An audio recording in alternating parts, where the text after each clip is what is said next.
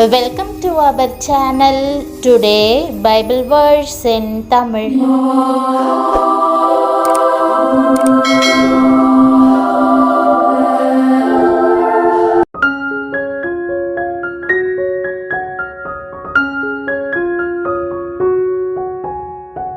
இன்றைய வசனம் உபாகமம் 23ஆம் அதிகாரம் 5ஆம் வசனம்.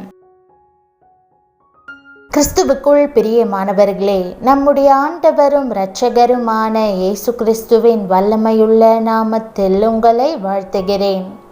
தேவனாகிய கர்த்தர் உன்மேல் அன்பு கூர்ந்தபடியினால் உன் தேவனாகிய கர்த்தர் அந்த சாபத்தை உனக்கு ஆசீர்வாதமாக மாற பண்ணினார் என்ற வாக்குதத்த வசனத்தை இன்று நாம் தியானிப்போம். ஆயுள் பரியந்தம் நன்மையும் கிருபையும் உங்களோடு இருப்பதாக.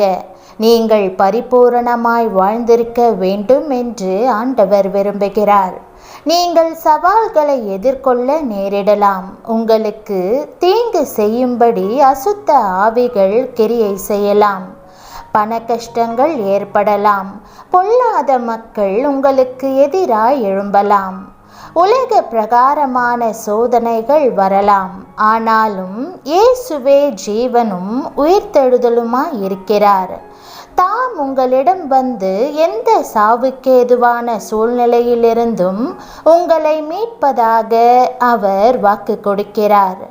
அவர் தரும் ஜீவனை ஏற்றுக்கொள்ளுங்கள். அப்போது எந்த சவாலும் உங்களை பட்சிக்காது. தேவனுடைய இரக்கங்களுக்கு முடிவில்லை. அவை காலைதோறும் புதியவையா இருக்கின்றன. இன்றைக்கும் என்றைக்கும் அவரது இரக்கங்கள் உங்களை தாங்கி உயர்த்தும். அவரது இரக்கம் நீங்கள் பிழைத்திருக்கும்படி உங்களுக்காக யுத்தம் செய்யும். நன்மை எப்போதும் உங்களை பின்தொடர்ந்து உலகின் தீமைகளை அழித்து போடும். தேவனுடைய ஆசீர்வாதங்கள் சாபத்தை மேற்கொள்ளும். வாழ்வின் ஒவ்வொரு தருணத்தையும் சந்தோஷமாக அனுபவித்து நீங்கள் இயேசுவின் நாமத்தில் பரிபூரணத்துடன் வாழ்வீர்கள். மரத்திலே தூக்கப்பட்ட எவனும் சபிக்கப்பட்டவன் என்று எழுதியிருக்கிறபடி கிறிஸ்து நமக்காக சாபமாகி நியாயப்பிரமாணத்தின் சாபத்திற்கு நம்மை நீங்களாக்கி மீட்டு கொண்டார். கர்த்தருடைய தோலை பாருங்கள். அந்த தோல் நம் சாபத்தை சுமந்த தோல். சாபத்தை நீக்கி ஆசீர்வாதத்தை கொண்டு வரும் தோல். அவர் தம் தோளிலே சுமந்த சிலுவையின் மூலம் நமது பாவங்களை மட்டுமல்லாமல் நமது சாபங்களையும் சுமந்தார். சாபங்கள் என்பது மனித கண்களால் காண முடியாத கொடிய சக்தியாகும். மின்சாரத்தை நம் கண்ணால் காண முடிவதில்லை. ஆனாலும் நாம் அதன் செயல்களை காண்கிறோம். மின்சாரத்தில் நல்ல உபயோகங்களும் உண்டு, அதே நேரம் தீமைகளும் உண்டு. ஆனால் சாபங்கள் முழுக்க முழுக்க தீமையானவைகளை மட்டுமே கொண்டு வரும் ஒரு வல்லமையாகும். சில குடும்பங்கள் நன்றாய் வாழ்ந்து வருவது போல தெரியும். ஆனால் திடீரென்று சாபங்கள் மோதி அவற்றை நிலை தடுமாற செய்து விடுவதுண்டு.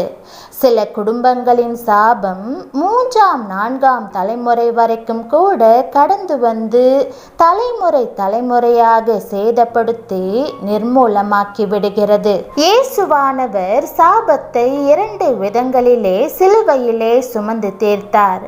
முதலாவது, சாபமான முள்முடியை தலையிலே சுமந்தார். இரண்டாவதாக, சாபமான மரத்திலே தொங்கி நமக்காக ஜீவனை கொடுத்தார். அவர் நம்மேல் வைத்த அன்புதான் இதற்கு காரணம். வேதம் சொல்லுகிறது, தேவனாகிய கர்த்தர் உன்மேல் அன்பு கூர்ந்தபடியினால் உன் தேவனாகிய கர்த்தர் அந்த சாபத்தை உனக்கு ஆசீர்வாதமாக மாற பண்ணினார். இயேசு கிறிஸ்துவினுடைய தோல் எல்லா சாபங்களையும் சுமந்து சுமந்து சிதைந்து போய் இருக்கிறது. ஆதாம் ஏவாளுக்கு சாபம் கர்த்தரிடத்திலிருந்து வந்தது. இஸ்ரவேலருக்கு வந்த சாபம் நியாயப்பிரமாணத்தை மீறினதினால் வந்தது. இன்னும் மனிதர் சபிப்பதினால் வரும் சாபங்களும் உண்டு. சிலர் தாங்களே தங்கள் மேல் சாபத்தை வருவித்துக் கொள்வதும் உண்டு. சாபத்தை தன் மேல் சுமந்து தங்களை ஆசிர்வதிக்க வந்த இயேசு கிறிஸ்துவை யூதர்கள் புறக்கணித்து சிலுவையில் அறையும்படி கூக்குரலிட்டார்கள். அவனுடைய இரத்த பழி எங்கள் மேலும் எங்கள் பிள்ளைகள் மேலும் இருப்பதாக என்று சொன்னார்கள். அப்பொழுது பிலாத்து பரபாசை அவர்களுக்கு விடுதலையாக்கி இயேசுவையோ வாரினால் அடிப்பித்து சிலுவையில் அறையும்படிக்கு ஒப்பு கொடுத்தான். ஆகவேதான் இன்று வரைக்கும் அந்த சாபம் அவர்களை பின்தொடர்ந்து கொண்டே இருக்கிறது. அந்த சாபத்தின் விளைவாகவே ஹிட்லர் லட்சக்கணக்கான யூதர்களையும் யூத பிள்ளைகளையும் கொன்று குவித்த சம்பவம் நிகழ்ந்தது. மேசியாவை புறக்கணித்ததினால் வந்த சாபம் இன்றைக்கும் அந்த தேசத்தின் மேல் இருக்கிறதல்லவா? பிரியமானவர்களே, நமது பாவங்களை எல்லாம் சிலுவையில் சுமந்து தீர்த்த இயேசு கிறிஸ்துவை நோக்கி பாருங்கள். அவருடைய தோளை நோக்கி பாருங்கள். அதுதான் ஆசிர்வாதத்தை கொண்டு வருகிற தோள். அதுதான் சாபத்தின் அடிமைத்தனத்தை முறித்து போடுகிற தோள். எல்லாவித கட்டுகளிலிருந்தும் உங்களை விடுதலையாக்குகிற தோள். தேவனுடைய வேலையின் மேலும் அற்புதங்களை செய்யக்கூடிய அவரது ஆற்றல் மேலும் விசுவாசம் கொள்ளுங்கள். நம்பிக்கை இழக்காதிருங்கள்.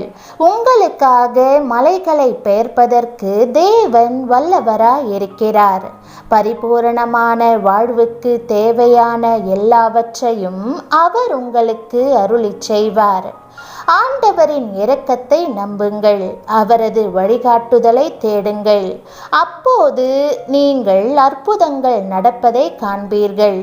அவரது கிருபைக்கு சாட்சியாக ஜீவிப்பீர்கள். தேவன் தாமே உங்களை ஆசிர்வதிப்பாராக. ஜெபம். கர்த்தராகிய இயேசுவே, உம்முடைய வழிகாட்டுதலையும் ஆசிர்வாதத்தையும் தேடி நான் உம்மண்டை வருகிறேன். சவால்களை தைரியமாக எதிர்கொள்வதற்கான பலனை எனக்கு அருளிச் செய்யும்.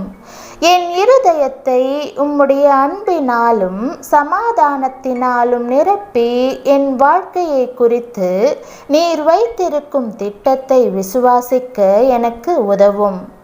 சரியான தீர்மானங்களை எடுப்பதற்கான ஞானத்தையும் நீர் நியமித்திருக்கும் ஏற்ற வேலைக்கு காத்திருக்கும் பொறுமையையும் எனக்கு தந்தருளும்.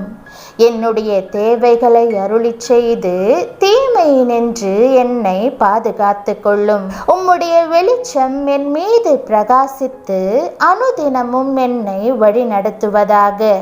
உம்முடைய கிருபைக்கும் இரக்கத்திற்கும் நன்றி செலுத்துகிறேன்.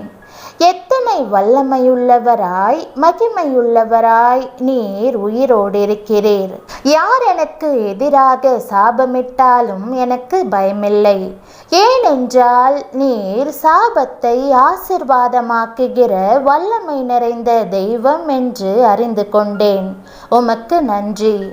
இன்று முதல் என் வாழ்வையும் நீர் பொறுப்பெடுத்துக் கொள்ளும். இயேசுவின் நாமத்தில் ஜெபிக்கிறேன் நல்ல பிதாவே, ஆமேன். தேவனுடைய நாமம் மகிமைப்படுவதாக. ஆமேன்.